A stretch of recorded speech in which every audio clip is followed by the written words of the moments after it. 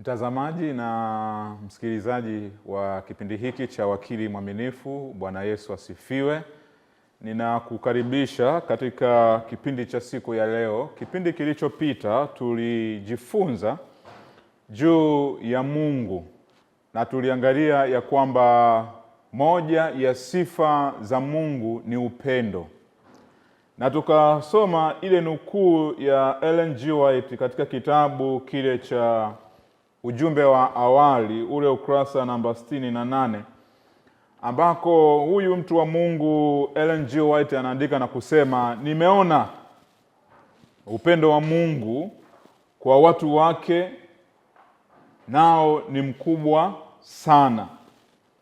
Niliwaona malaika juu ya watakatifu na mabawa yao yakiwa yametandazwa na kuwazunguka. Kila mtakatifu alikuwa na malaika aliyeambatana naye. Ikiwa watakatifu wangelia kwa kukata tamaa au walikuwa hatarini, malaika ambao daima wanaambatana nao wangeruka juu haraka kupeleka habari, na malaika katika mji wangeacha kuimba. Kisha Yesu angeamuru malaika mwingine ashuke kuwatia moyo, kuwaangalia na kujaribu kuwazuia wasitoke nje ya njia nyembamba. Somo lililopita ama kipindi kilichopita tuliishia katika sifa ya Mungu ama tabia ya Mungu ya kwamba ni ya upendo, na tukaangalia baadhi ya mifano ya kwamba Elisha, wakati ule mfalme wa Shamu alipotuma askari kuja Samaria kumkamata Elisha alimwambia mtumishi wake, wala usiogope, hauna haja ya kuogopa. Na mimi nataka nikukumbushe wewe ambaye ni wakili mwaminifu, hauna haja ya kuogopa. Wale ambao ni wacha Mungu, mawakili waaminifu wa Mungu, hawana sababu ya kuogopa, maana hatuko peke yetu. Tunao malaika ambao wanatulinda mchana na usiku. Na alipomwambia Bwana na kufumbue macho, akaona wingu, jeshi kubwa la malaika wameuzingira mji wote wa Samaria, na akasema, Bwana wangu, hatuna sababu tena ya kuogopa. Nami nataka nikutie moyo, mtoto wa Mungu unayetazama kipindi hiki. Kama wakili, kuna wakati unaogopa biashara zako, kuna wakati unahofia kana kwamba hazitofanikiwa, hazitokwenda mbele zaidi. Watoto wako, familia yako, hauna sababu ya kuwaza, maana ulinzi wa malaika wa Bwana ni hakika. Ellen G. White anaandika na kusema, niliona upendo wa Mungu kwa watu wake ni mkubwa sana. Na siku ya leo tutaangalia habari ya mwanadamu. Bado tupo katika kipengele cha teolojia ya uwakili, na leo tutajifunza zaidi kuhusu asili ya mwanadamu. Na fungu letu kuu la siku ya leo tutaangalia katika kitabu cha Mwanzo, sura ile ya 1 na lile fungu la 27.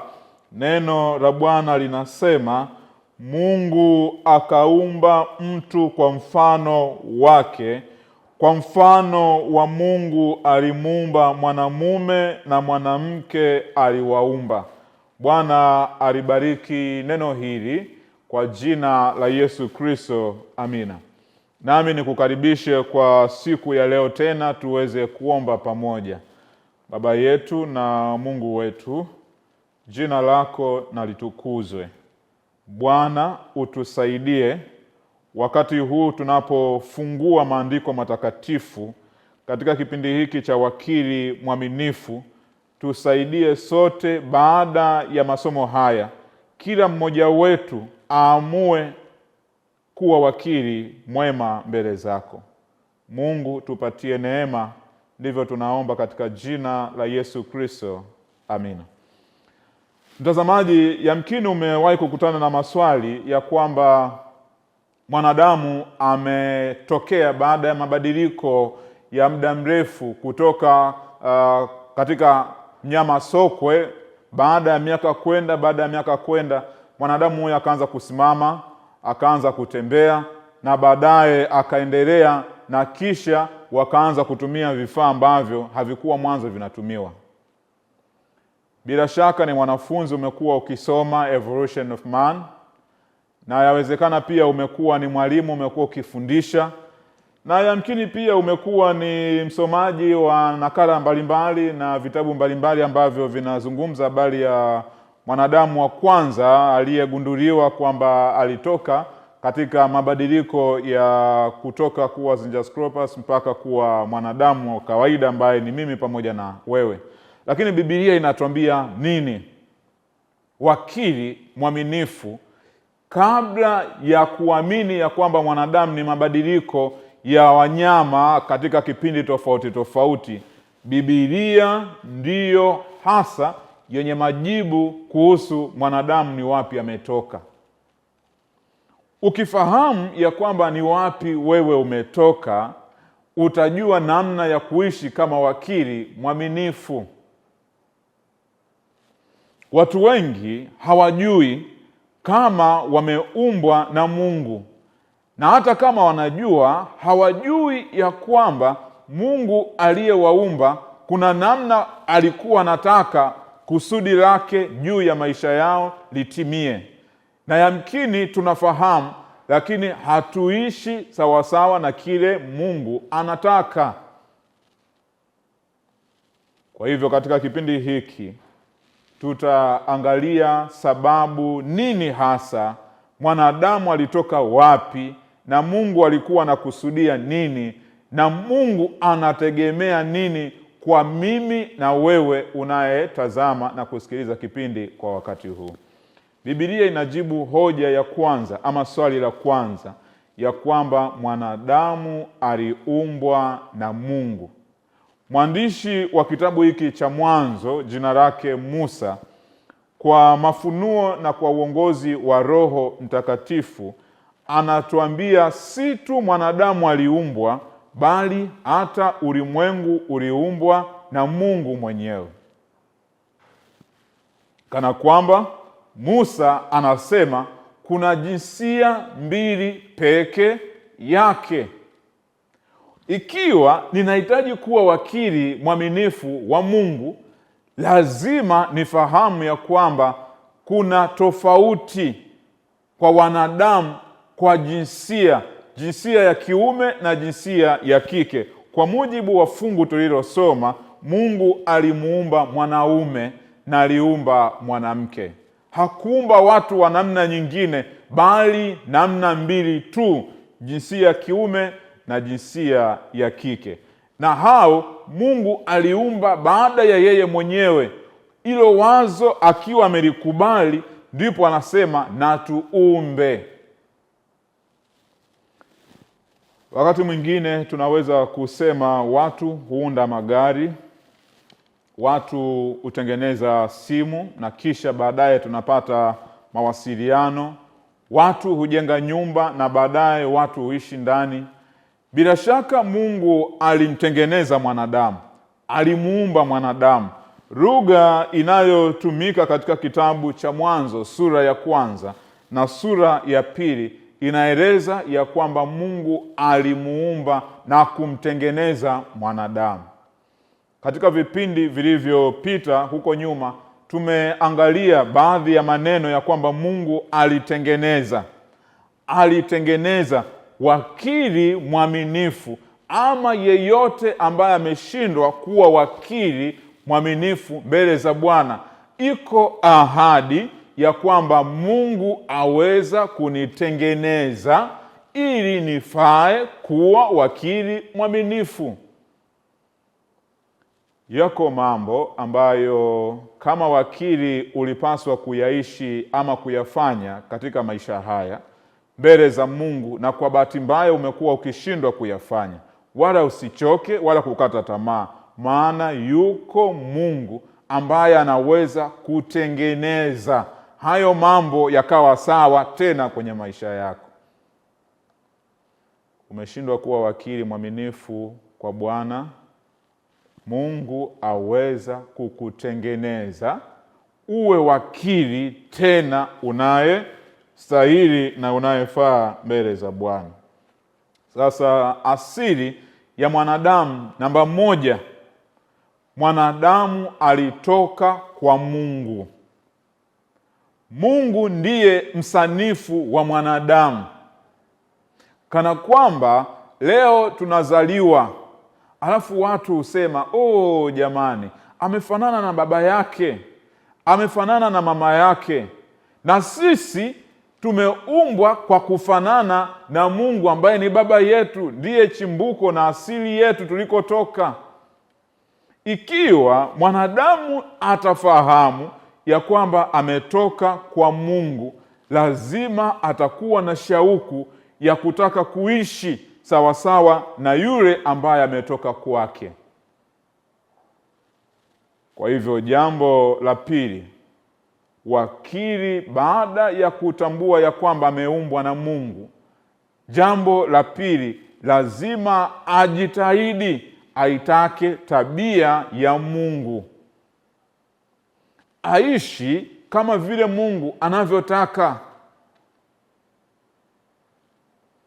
Je, unaishi kama Mungu anavyotaka? Je, unatenda kama Mungu anavyotaka? Je, unawatendea wengine kama Mungu anavyotaka? Mungu ndiye aliyekuumba, ndiye aliyeniumba, ndiye aliyetuumba sote, na kwa sababu alituumba, hakutuumba tu, bali alikuwa na kusudi sisi tuweze kufanana naye. Kwa hivyo kumekuwa na hoja na maswali mengine watu huuliza. Je, Mungu anaposema na tumfanye mtu kwa mfano wetu, ili fungu tulilosoma la kitabu cha Mwanzo 1:27, je, tunapojitizama nyuso zetu, sura zetu, hivi Mungu anafanana na mimi? Anafanana na sisi? Wengine husema huyo ni mweusi kabisa. Hivi Mungu naye ni mweusi kama mimi? Je, Mungu naye ni mrefu, ni mfupi, ama na yeye ni mnene kama mimi, ama ni mwembamba kama mimi? Yawezekana maswali kama hayo tumekuwa tukiyapata ama kujiuliza, nini maana ya tuumbe mtu kwa mfano wetu? Bila shaka si tu hoja sura, bali tabia na utendaji wa Mungu. Mungu anaposema na tumuumbe mtu kwa mfano wetu, kusudi kubwa la kumuumba mwanadamu ilikuwa unapomtazama mwanadamu, basi mwanadamu huyo afanane na tabia za Mungu. Mungu ni mtawala, mwanadamu alipewa kutawala.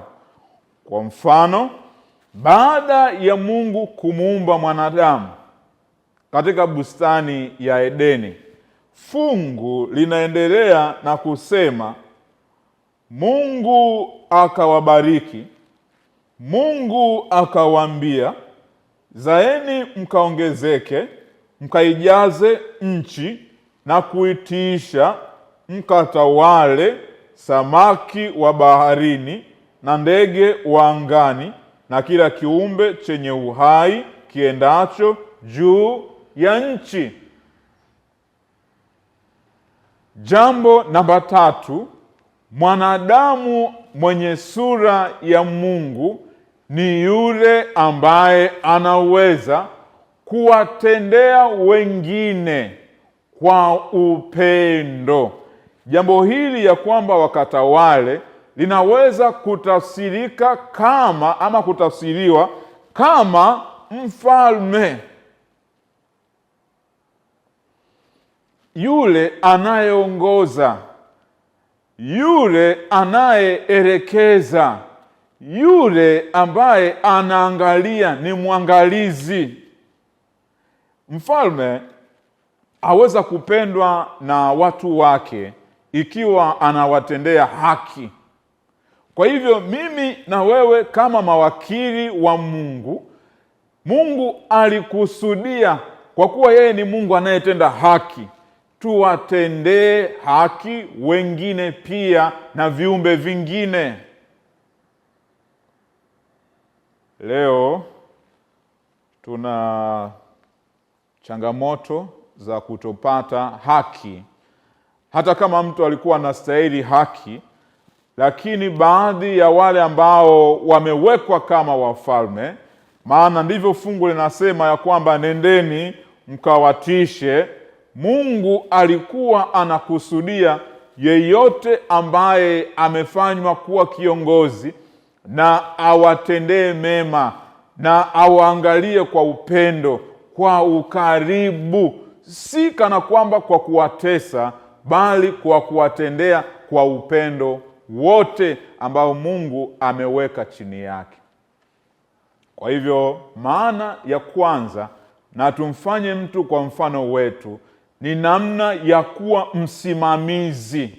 Ndiyo tunaendelea katika lile kusudi kubwa la kipindi hiki, ya kwamba lengo kubwa ni kunisaidia mimi, ni kukusaidia wewe kutambua ya kwamba mahali ulipo unapaswa kuwa wakili mwaminifu mbele za Mungu na mbele za wanadamu wenzako. Kwa hiyo hatujaumbwa tu kufanya kile tunachokitaka, bali tumeumbwa kwa sura ya Mungu ili tufanane na yeye katika kusimamia. Mungu anasimamia kwa upendo. Mungu wala hapendelei, wala Mungu hana ukabila, wala Mungu hawezi kusema huyu ni bora kuliko huyu, wala Mungu hawezi kusema huyu ni mweupe kwa hiyo huyu nitamwona ni bora zaidi.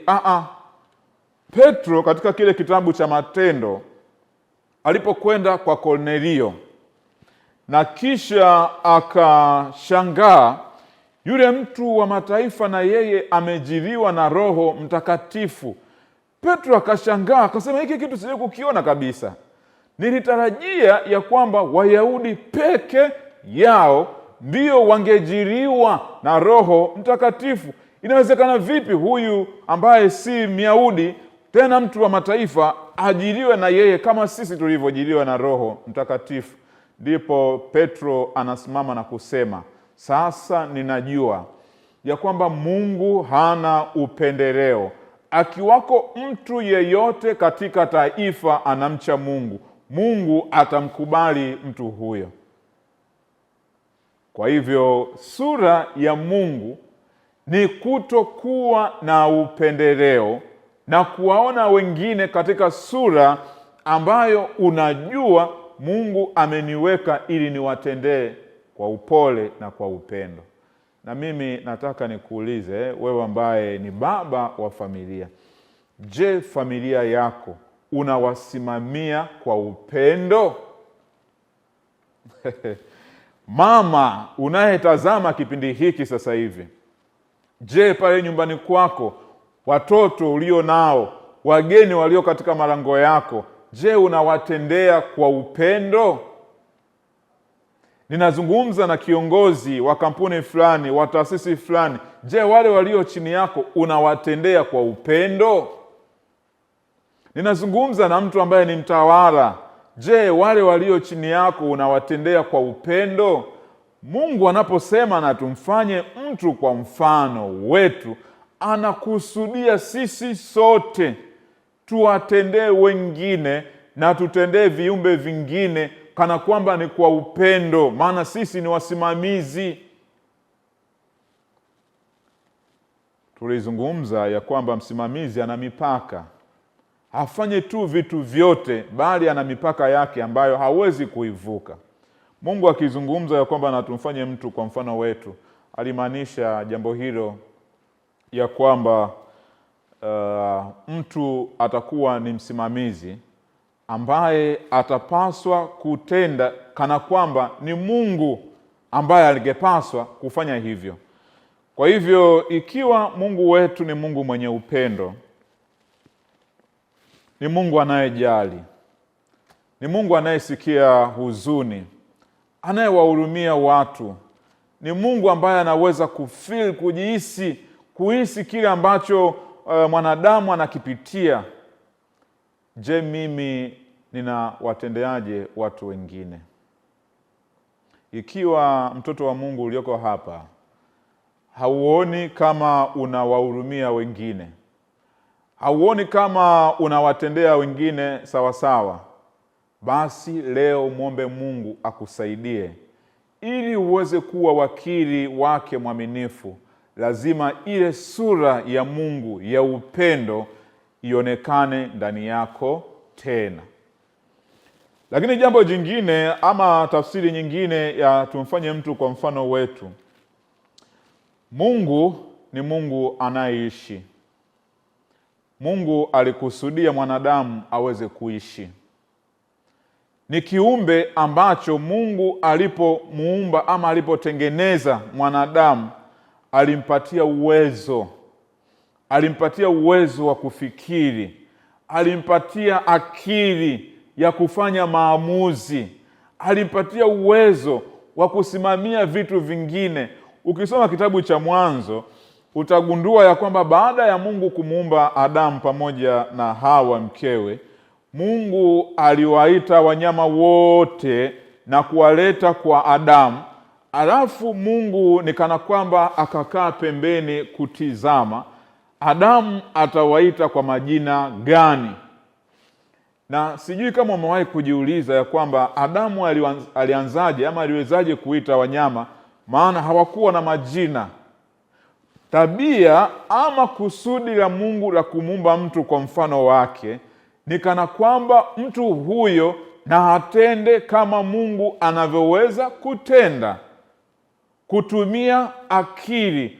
Wakili mwaminifu wa Mungu hatokaa tu, atatumia akili na uwezo Mungu aliyoweka ndani yake kufanya yale yanayompendeza Mungu. Mtoto wa Mungu, unayo akili ya kufanya kazi, fanya kazi. Unavyo viungo vimekamilika, fanya kazi kana kwamba ni Mungu alikusudia uweze kutenda hivyo. Kwa hivyo Adamu akaanza kuwatizama. Alipomtizama, inajaribu kufikiria kibinadamu, akatizama huyo mnyama mmojawapo na kisha tabia yake. Adamu akafahamu ama akatambua ya kwamba huyu na aitwe simba. Majina yaliitwa kulingana na tabia. Na hata katika jamii zetu za Kiafrika ama duniani leo, watu hupewa majina kwa sababu ya tabia zao. Sijajua wazazi wako walikuita jina kwa sababu ya tabia gani ulionayo. Na wakati mwingine huwa tunaona watu wanasema jina lake bwana linafanana na tabia yake. Na hata kwenye Biblia kuna mtu mmoja anaitwa Nabali. Nabali mke wake alishuhudia na kusema huyu mwanaume ameitwa Nabali kwa sababu ana upumbavu ndani yake. Ameitwa kulingana na tabia yake jinsi ilivyo. Wewe unaitwa jina lako nani? Ninakupendekezea uitwe wakili mwaminifu mbele za Mungu na mbele za wanadamu. Kwa hivyo Adamu, sifa ya pili ya mfano wa Mungu ni kutenda kama yeye anavyotenda. Yaani ni kusimamia, lakini pia na kutenda. Yeyote ambaye ni wakili hatakuwa mtu rezi, hatakuwa tu mtu ambaye hafanyi chochote, mvivu. Atakuwa ni mtu ambaye atatumia akili na uwezo ambao Mungu ameweka ndani yake. Jambo la tatu, Mungu wakati anasema na tumfanye mtu kwa mfano wetu, alimwambia Adamu, Adamu, bustani ya Edeni hiyo hapo, na akamwambia uitizame na kuitunza Adamu. Mungu anatutaka sisi, kwa kuwa tunafanana na tabia ama sura yake, tutende kazi. Fanya kazi. Ni kweli tuna tatizo kubwa la uhaba wa ajira katika ulimwengu wetu wa sasa hivi. Lakini Mungu amekupatia akili na uwezo kiasi kwamba mahali ulipo unaweza kufanya chochote na kikakupatia faida na Mungu akatukuzwa katika maisha yako. Si tu katika maisha yako, lakini katika kile unachokifanya Mungu akatukuzwa. Kwa hivyo Mungu anaposema na tumfanye kwa mfano wetu, alikuwa anamaanisha maana pana zaidi na kubwa kuliko ambavyo tungeweza kusema leo. Lakini jambo jingine, Mungu ni Mungu ambaye anahusiana na viumbe wake. Alikusudia mwanadamu anayeumbwa kwa mfano wake awe ni mtu atakayehusiana na viumbe wengine ama na wanadamu wenzake. Ukiwa kanisani, wako watu husema, mimi nikienda kanisani na kwenda tu kusali narudi nyumbani. Kwa kweli hilo sio kusudi la Mungu hasa la kukufanya ufanane na yeye. Bali Mungu alikusudia uhusiane na watu wengine ama viumbe wengine. Ndiyo maana tukimwona mtu yupo kanisani hajishughulishi na kazi yoyote ya Mungu ndani ya kanisa, wala kwenye idara hayupo, wala vyama vya vijana hayupo, yeye ni mtu akuja kanisani na kuondoka, huyo mtu bila shaka bado hajafahamu Mungu aliposema na tumuumbe mtu kwa mfano wetu alikuwa anakusudia nini. Wanadamu tumeumbwa ili tuhusiane na viumbe wengine. Katika mazingira mengine tumekuwa tukipokea shuhuda ama kusikia watu wakisema, nilikuwa na mawazo sana, lakini nikatoka nikaenda eneo ambako kuna utulivu, kuna upepo. Baada tu ya muda mfupi, kwa kweli najisikia angalau sasa hivi, angalau. Ni kwa nini? Kwa sababu Mungu alipotuumba wanadamu alitaka ile tabia yake ya kuhusiana na viumbe wake kwa upendo na kwa ukaribu iwe ndani yetu pia. Mtoto wa Mungu, usikae peke yako. Usiseme mimi maisha yangu ni mimi peke yangu. Bali uhusiana na watumishi wenzako, uhusiana na washiriki wenzako, uhusiana na majirani wenzako, uhusiana na wanafunzi wenzako na wafanyabiashara wenzako. Jifunze uhusiana nao. Usikae peke yako. Mungu hakumuumba Adamu peke yake, alitengeneza mazingira, akatengeneza na viumbe wengine, kana kwamba Mungu aliangalia ya kwamba upweke ni janga kubwa ambalo lingemsababisha mwanadamu kutofurahia mazingira. Wakili mwaminifu ni mtu ambaye popote anapokwenda yuko tayari kuhusiana na watu wengine. Ukihama eneo hili ukienda eneo jingine, hauwezi kujificha ya kwamba mimi sio mcha Mungu. Lazima utahusiana na watu wa Mungu wengine pia. Wala hauwezi kusema mimi ushirika wangu huko kanisa kwa hiyo hapa siwezi kufanya kitu chochote. Bado utahusiana katika kanisa hilo ulilopo, maana Mungu amekuumba uweze kuhusiana. Automatically iko ndani yako uhusiane na watu wengine. Kwa hivyo wale ambao ni Wakristo na tumekuwa hatuhusiani na watu wengine, bila shaka leo umefahamu ya kwamba Mungu aliposema na tumuumbe mtu kwa mfano wetu, alikusudia watu waweze kuhusiana na viumbe wengine. Usikae peke yako. Wanandoa pia wanahimizwa kuhusiana, kuwa na muda wao kuhusiana, waongee, wakae pamoja na waone ya kwamba Mungu alikuwa amekusudia. Wasijitenge tu, kila mmoja amuone mwenzake ya kwamba ni wa muhimu. Leo ninashukuru serikali yetu kwa mikakati mizuri ya namna ya kusimamia na kutunza mazingira, maana wanajua mazingira yakiharibika, hata mwanadamu picha ama sura ya Mungu itakuwa imepotea. Kwa hivyo wale ulionao nyumbani mwako, uhusiana nao. Wale ulionao kazini kwako, husiana nao. Wale ulionao kanisani kwako, husiana nao. Ndugu zako, husiana nao, maana wewe ni wakili wa Mungu na Mungu alikuumba ili uhusiane na watu wengine.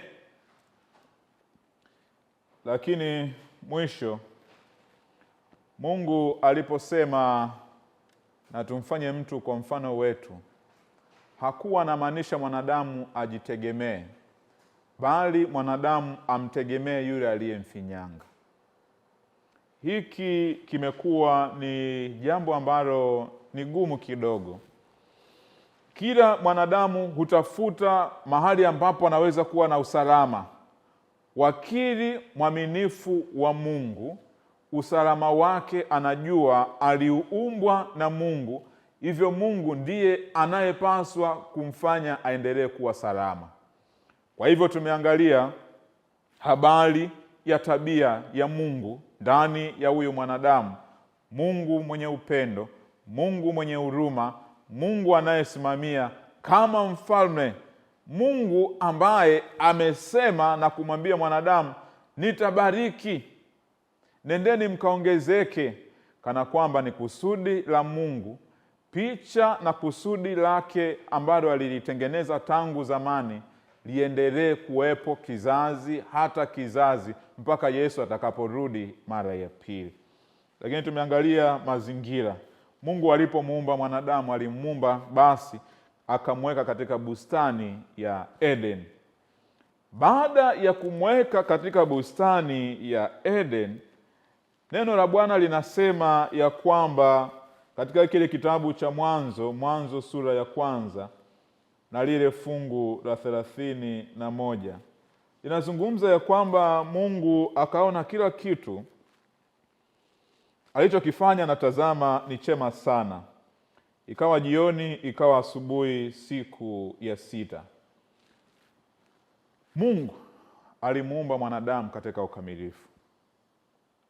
Mwanadamu ambaye aliumbwa alifanana tabia na makusudi ya Mungu yalikuwa ni mema ndani ya mwanadamu. Mungu alipotizama mwanadamu hakuona kuna chochote kimepungua. Mungu alipogeuka kuangalia upande mwingine, aliona wanyama na vyote alivyokuwa ameviumba viko sawa sawa. Kwa hivyo Mungu akafurahia. Mungu akafurahia, bila shaka akatabasamu. Wakili mwaminifu wa Mungu lazima awe na sifa ama afahamu ya kwamba kufurahia ni sehemu ya maisha ya wakili mwaminifu. Jifunze kufurahia. Jifunze kutizama mambo kwa uzuri. Usitafute makosa tu wakati wote. Usinune wakati wote. Jifunze siku yako kila siku inapoisha, uone vitu vilivyotendeka leo ni vyema. Leo watu wamepata magonjwa na mishtuko mikubwa kwa sababu hawakuona vitu vyema katika maisha yao. Hata leo kuna watu hupelekana mahakamani kwa sababu ya kutokuridhika vile walivyo navyo. Wakili mwaminifu wa Mungu anajifunza kila siku kuona wema wa Mungu katika maisha yake. Ikiwa hauwezi kuona wema wa Mungu katika maisha yako, hauwezi kumpenda Mungu. Utakuwa ni mtu wa kunung'unika kila siku, utakuwa ni mtu wa chuki, utakuwa ni mtu mwenye hasira, na mwisho hasira hizo zitachochewa na yule adui ambaye atakufanya tabia na sifa ya Mungu isionekane, na mwisho akwambie wewe ulikuja kwa bahati mbaya duniani na haustahili kuishi, bora ufe. Tunaowaona wanakufa ama kujiua ama kujiondoa uhai ni kwa sababu shetani alipata nafasi ya kupenyeza chembe ya uongo katika ubongo wao, ya kwamba wala Mungu haoni kitu chochote chema ndani yako. na hata mtu mwenyewe pia anashindwa kuona kitu chema ndani ya jamaa yake na anaamua kumwondoa ama kumuua. Biblia inasema Mungu alipoumba aliona kila kitu ni chema. Wakili mwaminifu wa Bwana, Mungu anakusudia kila siku tunapomtizama Mungu tumuone katika picha ya wema. Tukimwona Mungu katika picha ya wema, ya kwamba yeye ni mwema, hata siku moja hatuwezi kumnung'unikia Mungu. Kwa mfano, wako waumini na washiriki ambao wanapokuwepo ndani ya eneo ama jamii wanapoabudu, huanza kusema, mambo yamezidi jamani, mambo yamezidi. Hiyo inaashiria kutokumuona Mungu kama mwema. Ninakupendekezea leo, jifunze kila siku kumuona Mungu ni mwema.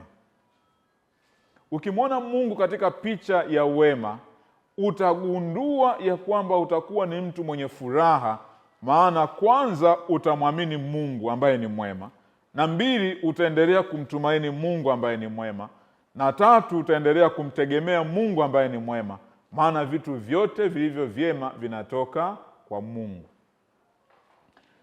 Sasa tumeangalia sehemu ya kwanza ya asili ya mwanadamu. Mwanadamu ametoka kwa Mungu. Mwanadamu huyu aliumbwa na Mungu. Mwanadamu huyu sio mabadiliko ya muda mrefu ya wanyama. Mwanadamu aliumbwa na Mungu mwenyewe. Mwanadamu huyu tumeangalia ya kwamba hapo mwanzo hakuwepo, lakini Mungu alikuwepo. Ni jambo la muhimu sana wakili kufahamu ya kwamba mimi na wewe tunayo mianzo na tunao mwisho wetu, ila Mungu yeye hana mwanzo, maana yeye ndiye mwanzo na yeye ndiye mwisho. Kwa maana nyingine watu hutumia neno ya kwamba yeye ni alfa na yeye ni omega, mwanzo na yeye ni mwisho. Wakili wa Mungu yeyote lazima afahamu ya kwamba alitoka kwa Mungu, na kama alitoka kwa Mungu basi kuna mwanzo. Ili uweze kuishi, kwa mfano, ili mmea uweze kuishi, ungehitaji mwanga, ungehitaji udongo, ungehitaji na maji. Ili samaki aweze kuishi, bila shaka angetakiwa kuendelea kusalia ama kuwepo ndani ya maji, baharini ama ziwani ama mtoni, popote. Lakini mwanadamu hali kadhalika vivyo vivyo anahitaji kuwepo kwa Mungu ili aendelee kuishi. Kwa hivyo wakili wa Mungu mwaminifu, ili ajue anatakiwa kuendelea kuwepo, lazima ashikamane na huyu Mungu ambaye ametoka kwake. Ninakupendekezea, popote utakako kwenda, jifunze kushikamana na huyu Mungu, maana umetoka kwake. Ni kweli mmoja aweza kusema, mimi nimezaliwa na fulani, lakini Biblia haisemi tu ya kwamba umezaliwa na fulani, bali inasema wanadamu wote waliumbwa na Mungu. Kama ambavyo leo tunategemea simu zetu ziwe na charge ili tuweze kutumia, kama leo tunavyotegemea na kuamini ya kwamba ili niweze kufanya mawasiliano lazima niwe na vocha kwenye simu yangu, ili niweze kuona na kufanya kazi zangu zingine zote kupitia vifaa hivi vya kielektroniki, lazima uwepo umeme ama iwepo nguvu ambayo itasababisha hivyo vifaa viendelee kufanya kazi. Ndivyo mwanadamu anapaswa kufahamu. Ndivyo unapaswa kufahamu ya kwamba ili uendelee kuwepo na kusudi la Mungu liendelee katika maisha yako, ni lazima ushikamane na Mungu. Wakili mwaminifu wa Mungu ni lazima siri hii aijue, ya kwamba ili maisha yake yawe na maana, ni lazima ashikamane na Mungu. Uking'oa mti, hata kama ni mdogo kiasi gani ama ni mkubwa kiasi gani, ukiuondoa ardhini chini ya udongo na kisha ukauacha tu juu, hauwezi kuendelea tena. Ni muda mchache tu huo mti ama mmea utakauka na kufa. Ndivyo wanadamu tulivyo. Tunapojitenga na Mungu tu, mara moja tunakufa. Na mimi nataka nikuulize, wakili mwaminifu wa Mungu, wewe unayetazama na kusikiliza kipindi hiki, je, umetengana na Mungu? Mambo gani yamekufanya utengane na huyu Mungu? Je, ni neno lake hauliishi? Je, ni kanuni zake hauzifuati? Je, ni maagizo yake hauyafuati? Bila shaka upo katika hatari ya kuangamia.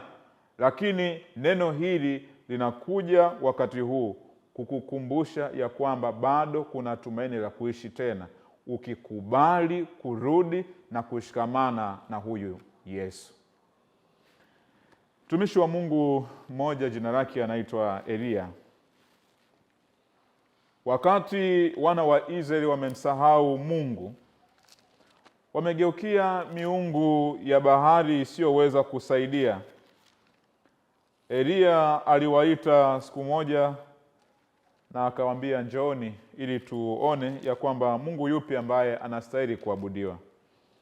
Kwenye sura ile ya kitabu cha Wafalme wa Kwanza, sura ile ya 18, Elia alipowaita na akawaambia, chagueni basi.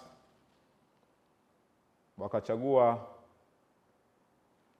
wale manabii wa bahari, wakakaa upande wao, na manabii wengine ambao walikuwa ni wa Yezebeli wakakaa pembeni pia. Na kisha Elia akakaribia jioni ile, kisha akawaambia maneno haya kwenye fungu la 21 Wafalme wa Kwanza 18. Na Elia akawakaribia watu wote akanena, mtasitasita katikati ya mawazo mawili hata lini? Bwana akiwa ndiye Mungu mfuateni, bali ikiwa bahari ni mungu, haya mfuateni. Wale watu hawakumjibu neno. Nami nataka nikuulize swali, mtoto wa Mungu ambaye unatizama katika kipindi hiki cha Wakili Mwaminifu. Utasitasita katika mawazo mawili hata lini? Ikiwa unatamani kuwa wakili mwaminifu wa Mungu, basi leo amua kurudi kwa Mungu. Ikiwa unahitaji kweli kumtumikia huyu Mungu, basi amua leo kurudi kwake. Usisitesite. Wakili ni yule ambaye ataamua kurudi mara moja, maana yeye ametoka kwa Mungu. Yawezekana mambo yetu hayaendi sawasawa, ni kwa sababu hatujarudi kwa Mungu kwa mioyo yetu yote, ambaye yeye ni chanzo chetu. Mtu mwingine ambaye amewahi kufanya hivyo pia ni Yoshua. Katika kitabu kile cha Yoshua sura ya 24, Yoshua na yeye katika umri wake wa uzee, Yoshua alipowatizama Israeli na akaona baadhi yao wamemsahau Mungu, Yoshua aliwaambia maneno haya, mtasitasita. Ikiwa Mungu ndiye Bwana, basi mtumikieni yeye. Katika ile fungu la 15 anasema, nanyi kama mkiona vibaya kumtumikia Bwana, chagueni vile mtakayemtumikia, kwamba ni miungu ile ambayo baba zenu waliitumikia ng'ambo ya mto, au kwamba ni miungu ya wale Waamori ambao mnakaa kati yao. Sikiliza sasa wito wa Yoshua, anasema, lakini mimi na nyumba yangu tutamtumikia Bwana. Mimi na nyumba yangu tutamtumikia Bwana. Yoshua anataka kunikumbusha mimi pamoja na wewe ya kwamba wakili mwaminifu wa Mungu, kwa kuwa ametoka kwa Mungu, ni mwanadamu. Ninapozungumza wakili mwaminifu, ninazungumza na wewe mtazamaji unayenitazama, ya kwamba tumetoka kwa Mungu ambaye tunapaswa tumwabudu yeye, maana ndiyo chanzo cha sisi kuwepo, ndiyo uhai wetu unapatikana kwake, na ndiyo ulinzi tulionao unatoka kwake ama unapatikana kwake. Basi leo familia yako na nyumba yako iambie na tumtumikie Mungu. Kanisa lako unaloabudu uambie na tumtumikie Mungu wa kweli, sio hiyo miungu ya wapagani. Kwa hivyo sehemu ya kwanza tumeangalia mwanadamu alitoka wapi, lakini somo letu linasema asili ya mwanadamu. Katika kitabu kile cha Mwanzo na ile sura ya 3, neno la Bwana linazungumza ya kwamba mwanadamu huyu alipokuwa ameumbwa, Mungu akimwambia katika sura ya 2 ya kwamba Mungu akamwambia ama akamwagiza huyo mtu akisema, matunda ya kila mti wa bustani waweza kula. Ninasoma fungu la 15 ile sura ya 2 ya kitabu cha Mwanzo, na sura ya 16 fungu la 16 linasema, Bwana Mungu akamwagiza huyo mtu akisema, matunda ya kila mti wa bustani waweza kula, walakini matunda ya mti wa ujuzi wa mema na mabaya usile, kwa maana siku utakapokula matunda ya mti huo utakufa hakika. Mtu wa Mungu unayenitizama, mwanadamu aliumbwa katika hali ya mipaka. Mungu alimkabidhi vitu vyote. Vitu vyote vilikuwa chini ya mwanadamu, ambaye tumesoma Mungu akaviweka vyote kuwa chini yake. Nimesema mwanzoni, tabia ama kusudi la Mungu na tumfanye kwa mfano wetu na kwa sura yetu ilikuwa ni habari ya utawala. Kama mfalme huyu alipewa mipaka. Mipaka aliyopewa ni kutokula matunda ya mti wa ujuzi wa mema na mabaya. Vitu vingine vyote, miti mingine yote, matunda mengine yote alitakiwa kula, lakini mti huu tu wa ujuzi wa mema na mabaya hakutakiwa kula. Asili ya mwanadamu ni asili, mwanadamu ana mipaka. Je, unaifahamu mipaka yako? Nyumbani mtu anaponunua uwanja ama kiwanja mahali fulani, jambo la kwanza hutafuta kujua mipaka ya eneo la kiwanja chake. Kwa hiyo huambiwa eneo lako linaanzia hapa mpaka hapa, na wengine wameendelea mbali zaidi ama wameboresha zaidi kwa kuweka uzio, kiasi kwamba amejenga uzio mtu mwingine hawezi kuja, maana anajua tayari eneo hili limekwisha kumilikiwa na mtu mwingine. Uzio, mipaka ni jambo la muhimu. Na mimi nataka nikuulize swali, wewe wakili unayenitizama, wakili wa Mungu. Je, unajua ya kwamba una mipaka?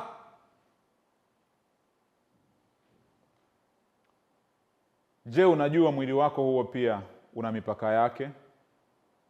Je, unajua biashara yako ina mipaka? Je, unajua hata uzao wako una mipaka? Mwenzi wako ana mipaka. Je, unaijua mipaka? Vitu vingi vinatokea duniani ambavyo si vyema kwa sababu ya wanadamu kutokutambua mipaka yao. Vita inaweza kuibuka kwa sababu ya mtu mmoja ama kikundi cha watu kutofahamu mipaka yao. Uongozi unaweza kuvunjwa kwa sababu ya mtu mmoja ama wawili kutokutambua mipaka yao. Mungu alimwambia Adamu na mkewe, aliwawekea mipaka ya kutokula mti wa ujuzi wa mema na mabaya. Mtoto wa Mungu tumeanza kujifunza huko nyuma vipindi vilivyopita ya kwamba miili yetu ni hekalu la Roho Mtakatifu. Je, unaujua mpaka wako kwenye mwili ambao ni hekalu la Roho Mtakatifu? Je, unajua vyakula ambavyo unastahili kula kwa ajili ya hilo hekalu la Roho Mtakatifu iendelee kuwa imara na kujengwa? Paulo anazungumza katika kitabu cha Warumi 12, anasema itoeni miili yenu iwe dhabihu takatifu ya kumpendeza Mungu, ndio ibada yenu yenye maana. Je, sisi leo tunaitoa miili yetu kama sadaka, kama dhabihu ya kumpendeza Mungu? Mungu anaponitizama mimi, anapokutizama wewe kama wakili mwaminifu, je, anaona kana kwamba mwili wako unautoa sadaka ama dhabihu kwake kila siku? Paulo anatumia lugha ya dhabihu ambayo ilikuwa inatumika katika Agano la Kale kwa maana ya sadaka iliyokuwa inaletwa ya wanyama ambao walikuwa ni wakamilifu. Leo hatuna sababu ya kupeleka wanyama ili tupate kukubaliwa na Mungu, lakini tunaweza kutoa kama sadaka wanyama wetu na sio miili yetu, kwa maana ya kwamba ikatolewe. Miili yetu ni hekalu la Roho Mtakatifu. Kwa hivyo mimi na wewe tungepaswa kuiweka kwa Mungu itumike kwa ajili ya mambo matakatifu. Je, unajua mwili wako ni hekalu na unapaswa kuwekea mipaka, kwa maana vile vinavyoingia katika mwili wako viwe ni vile ambavyo Mungu akivitizama anasema hivi ni vitakatifu, vinafaa. Lakini pia katika mapato yetu, je, wakili, wewe ambaye ni mshiriki, wewe ambaye si mshiriki, wewe unayetazama, wewe unayesikia, unayesikiliza kipindi hiki, je, unajua ya kwamba mali, utajiri wako, fedha ulizo nazo umepewa na Mungu, lakini kwa matumizi ya kutumia kwa mipaka? Neno la Bwana katika kile kitabu cha Maraki, kabla sijasoma Maraki, ni tufungue kitabu cha Zaburi 24 ili tuangalie Zaburi 24 na ule ubeti wa kwanza. Inasema, nchi na vyote vijazavyo ni mali ya Bwana, dunia na wote wakaao ndani yake. Mungu anajidhihirisha kupitia kitabu cha Mwanzo ya kwamba mwanadamu alipoumbwa aliambiwa mipaka yake, namna ya kutumia vitu. Lakini sura hii ama wimbo huu wa Zaburi 24 unatukumbusha na kutuambia ya kwamba vitu vyote ni vya Mungu. Na ikiwa vitu vyote ni vya Mungu, je, Mungu akivihitaji, wewe ambaye ni wakili, unakuwa na furaha ya kumtolea Mungu kwa kuwa anavihitaji? Hebu kumbuka vizuri, tulipoanza tulisema umtazame Mungu katika picha ya kuwa yeye ni mwema. Je, Mungu anapovihitaji kwa kuwa ndiye mmiliki wa vitu vyote, je, unakuwa na furaha ya kwamba unavitoa kwa Mungu maana yeye ni mwema, na wewe pia unavitoa katika hali ya wema maana unampenda Mungu? Kwa hivyo mali zetu tulizo nazo, Mungu anapozihitaji, na niwe tayari kutoa kwa upendo, maana ndiye miliki. Mimi ni msimamizi mwenye mipaka. Lakini kwenye kitabu kile pia cha Mithali sura ile ya 3 liko neno ambalo tunaweza kuliona na kulijifunza kama mawakili wa Mungu. Neno la Bwana linasema, mtumaini Bwana kwa moyo wako wote. Ile fungu la 5, wala usizitegemee akili zako mwenyewe. Katika njia zako zote mkiri yeye, naye atanyosha mapito yako. Lakini ile fungu la 9 anasema, mheshimu Bwana kwa mali yako na kwa malimbuko ya mazao yako yote, ndipo gara zako zitakapojazwa kwa wingi na mashinikizo yako yatafurika divai mpya. Mungu kana kwamba amekupatia vitu vyote hivyo, lakini anataka umtumaini yeye. Kwa maana nyingine, ufahamu ya kwamba yeye ndiye mwenye hivyo vitu ameniwekea mipaka. Leo hatubarikiwi kwa sababu hatujatambua mipaka yetu. Leo tunapitia hali ngumu ya maisha, wakati mwingine ni kwa sababu hatujatambua mipaka yetu. Leo familia nyingi wakati mwingine zinapitia hali ya mpasuko kwa sababu hatukujua mipaka yetu. Laiti Mungu akikusaidia kufahamu leo mipaka yako kama wakili, maana umejua vitu vyote ni vya Mungu, vyote nilivyo navyo ni vya Mungu na sikuumbwa tu bila mipaka. Basi ukianza kumheshimu na kumtii Mungu katika kile anachokisema, una baraka na amani tele katika maisha yako. Sehemu hii ya kwanza tunahitimisha, lakini sehemu ya pili tutaangalia asili ya mwanadamu ambaye sasa anatenda dhambi. Asili ya mwanadamu, tutaangalia habari ya namna mwanadamu alivyokaidi. Bwana Mungu na akubariki. Karibu katika kipindi kinachofuata cha somo hili au kipindi hiki cha Wakili Mwaminifu. Bwana Mungu na akubariki sana. Tuombe pamoja. Baba yetu na Mungu wetu, asante sana kwa kutufundisha kuijua asili yetu wanadamu. Tusaidie basi kujua tumetoka kwako, siku zote tuambatane na wewe. Kujua mipaka yetu, vyote tulivyo navyo tuvitumie kwa upendo na kwa utukufu wako. Baba, akiwako mtoto wako yeyote mwenye changamoto, tafadhali muhurumie na ukaiondoe hiyo changamoto.